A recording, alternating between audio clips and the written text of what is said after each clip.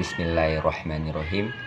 Assalatu wassalam biar mursalin wala alihi washabihi azmain, amma ba'du. Pertama-tama dan yang paling utama, senantiasa kita mengucapkan puji dan puji syukur kita kepada Allah Subhanahu wa taala, karena atas berkat limpahan rahmat dan karunia-Nya kita masih bisa merasakan nikmat yang begitu besar, yaitu nikmat bernafas, nikmat dapat beraktivitas. Tak lupa pula kita bersalawat kepada junjungan besar kita, Nabi Allah Rasulullah Sallallahu Alaihi Wasallam. Dan atas perjuangan beliau Allah kita dapat merasakan keindahannya iman, Islam dan ihsan sampai pada saat ini, mengantarkan manusia dari zaman kebodohan hingga zaman yang penuh dengan pengetahuan. Dan kita mengiring doa kepada keluarganya, kepada syafaat, kepada sahabat-sahabatnya, kepada tabi'in-tabi'innya, agar kelak kita bisa mendapatkan syafaatnya di yaumil akhirat nanti. Amin amin ya rabbal alamin. Nah, ada satu pepatah mengatakan bahwa tak kenal maka ta'aruf.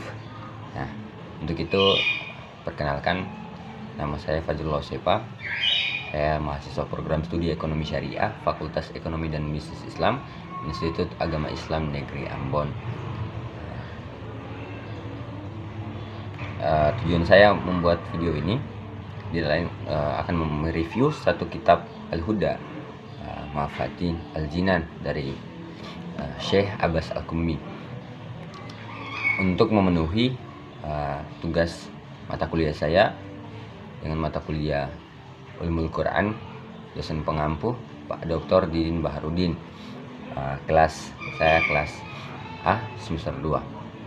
Langsung saja kita masuk kepada pembahasan kita terkait dengan mereview tentang kitab atau tafsir Al-Huda Mafatin Al-Jinan.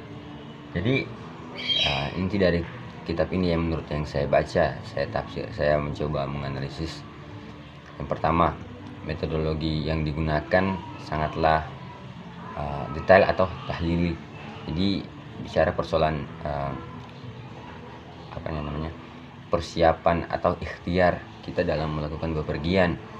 Tapi lebih lengkapnya beliau menyinggung tentang ziarah-ziarah atau berkunjung kepada kuburan-kuburan, baik itu kuburan Amirul Mukminin, kuburan Rasulullah, kuburan para wali-wali lainnya.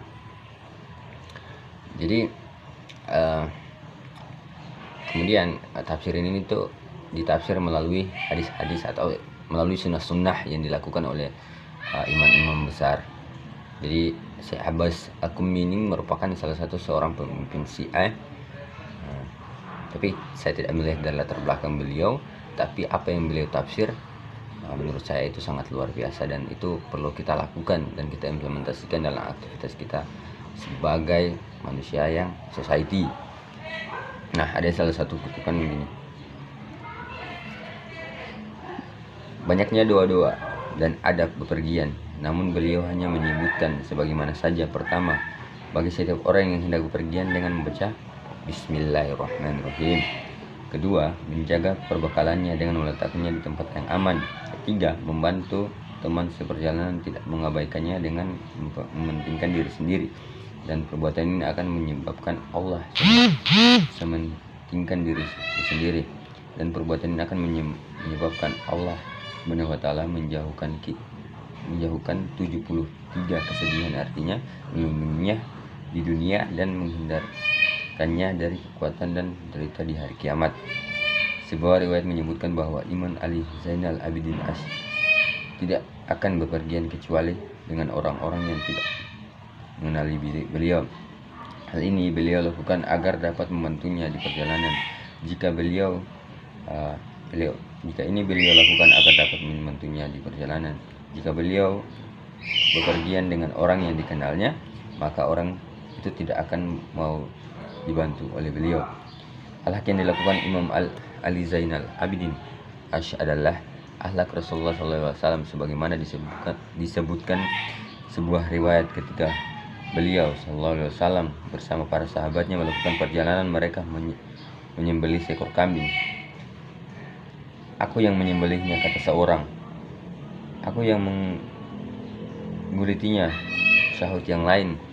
Aku yang memasaknya, ujar orang ketiga. Rasulullah SAW berkata, aku mengumpulkan kayu-kayu bakarnya. Para sahabat menyahut, ya Rasulullah, biarkanlah ini kami menyelesaikannya. Anda tidak perlu melakukannya. Lalu Rasulullah SAW pun bersabda, aku tahu kalian akan menyelesaikan pekerjaan ini, tetapi aku tidak menghendaki ada orang yang merasa memiliki keutamaan dari selainnya. Allah Subhanahu wa taala membenci hamba-hamba yang membedakan dirinya dengan temannya karena merasa lebih mulia. Ketahuilah, orang-orang yang paling menyulitkan teman-teman seperjalanannya adalah dia yang memiliki badan sehat dan sempurna, tetapi malas dan tidak menyibukkan diri dengan satu pekerjaan pun.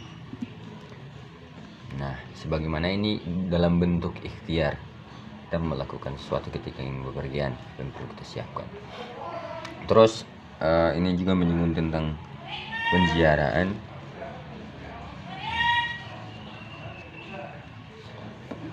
Jadi saya baca. Aku berkata dalam kitab Al-Hidayat Az-Zair, telah kami sebutkan bahwa ziarah dibaca dalam banyak kesempatan, baik dari dekat maupun jauh, maka tidak dikhususkan untuk hari, waktu, dan tempat tertentu. Tidak pelak lagi. Doa ini mengandung manfaat luar biasa yang dapat diamalkan oleh orang-orang yang ingin beribadah dan merindukan berziarah kepada penghulu, para wali Allah. 3. Ziarah yang diriwayatkan dalam kitab Al-Iqbal, dikatakan dari Imam Ja'far Asy-Syadiq. Beliau berkata, jika engkau berada di makam Imam Amirul Mukminin pada hari Ghadir, mendekatlah ke makam beliau sesuai dengan mengerjakan sholat dan doa.